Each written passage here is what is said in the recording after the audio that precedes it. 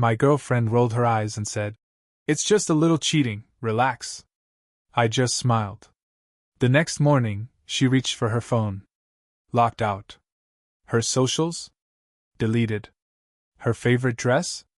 Sitting in a box with a note. "Good luck finding someone who'll tolerate a little cheating." We had been together for 4 years. Not perfect years, but I thought they meant something. Her name was Amanda, and when I first met her at a coffee shop near CSU in Fort Collins, she was this quiet, artsy type with messy hair and chipped nail polish. I fell hard. I thought I found someone real. Someone solid. We moved in together after about a year. Things were great in the beginning. We shared chores, cooked together, binge-watched stupid shows. I was working at a tire shop, saving up to open my own place one day. She worked in marketing for a local gym. Life was normal. Safe. Then she got promoted. Suddenly there were late nights at the office. Texts she'd hide when I came near. Fewer "I love you" and more "I'm tired." I asked her once, gently, if something was wrong. She smiled and said everything was fine. I believed her. That was my first mistake.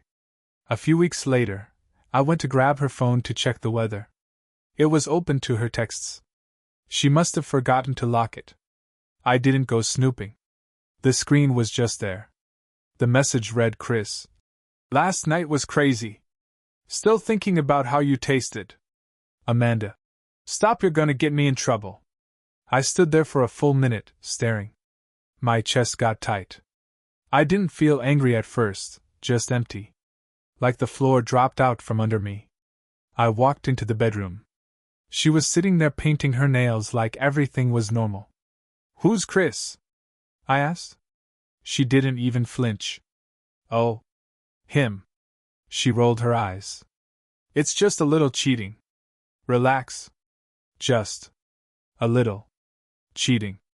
Like it was some joke. Like I was crazy for caring. I didn't yell.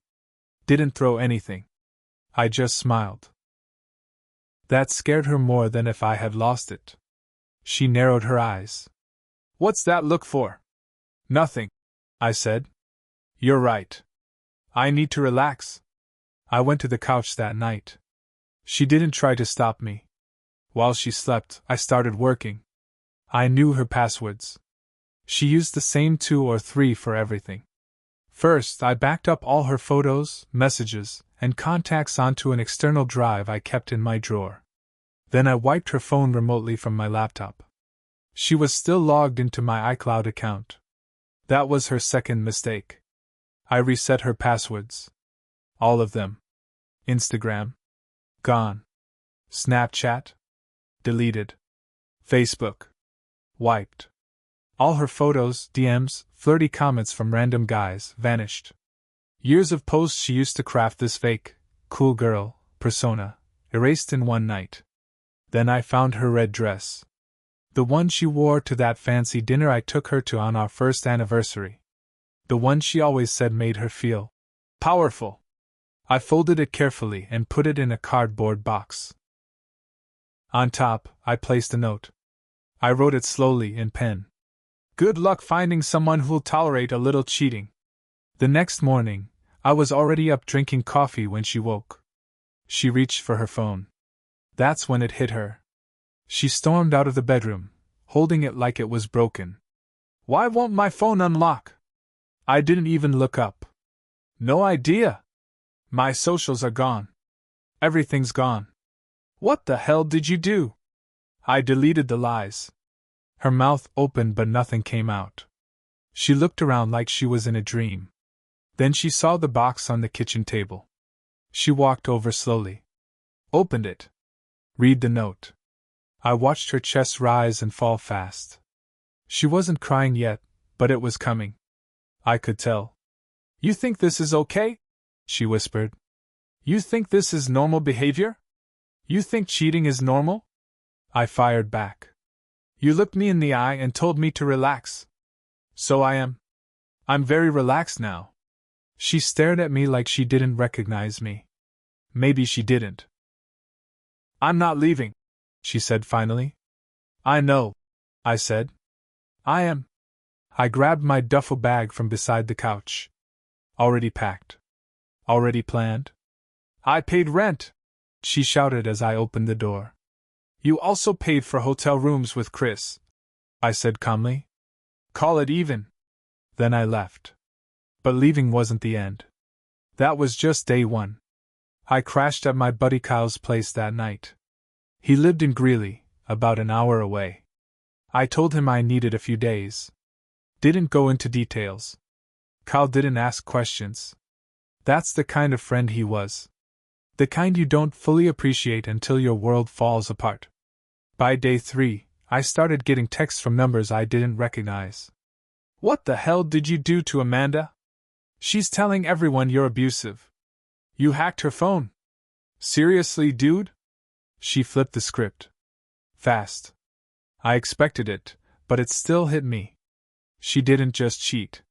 She was now painting herself as the victim. I knew she was the kind who hated looking bad. She would rather burn everything down than admit she messed up. She told people I went through her stuff. That I had control issues. That I flipped out over nothing. She didn't mention the part where she told me cheating wasn't a big deal. Or that she lied to me for months. And the worst part? Some people believed her. People we both knew started acting weird. A few mutual friends stopped replying to my texts. I got blocked by one of her coworkers I'd hung out with a dozen times. It was like being ghosted by your whole life. But I stayed quiet. At first. Then she made one big mistake. She filed a police report. Said I stole her property.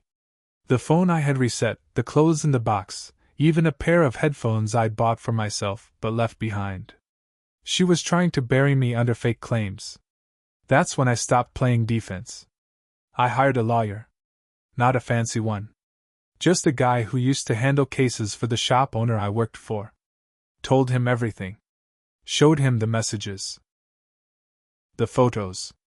The backup of her chats with Chris. All of it. He nodded slowly. You've got enough to protect yourself, he said. But if she keeps pushing, we can push back. I gave him the green light. He filed a counterclaim. False accusation. Defamation. Emotional distress. He also made sure the backup of her texts got sent to her company's HR department. Turns out, she wasn't just cheating. She was cheating with a married coworker. Chris. And their company had a very clear no fraternization policy.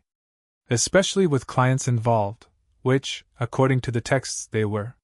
She got suspended pending investigation. That's when the calls started. Blocked numbers. Crying voicemails. Angry rants. Promises. Threats. Regrets. I didn't respond. Not once. But I listened to every single one. Her voice changed over the days. First angry. Then confused. Then scared. By the second week, she was fired. Her Instagram? She tried rebuilding it. But without her old content, it was just a shell. Her followers dropped by the thousands. Chris blocked her. His wife filed for divorce. Amanda? She moved back into her mom's house in Loveland. I stayed quiet online. Kept working. Kept building. Then I got a DM from one of her old friends. A girl named Tess who always seemed nice. Tess. Hey, I'm sorry. I believed her at first.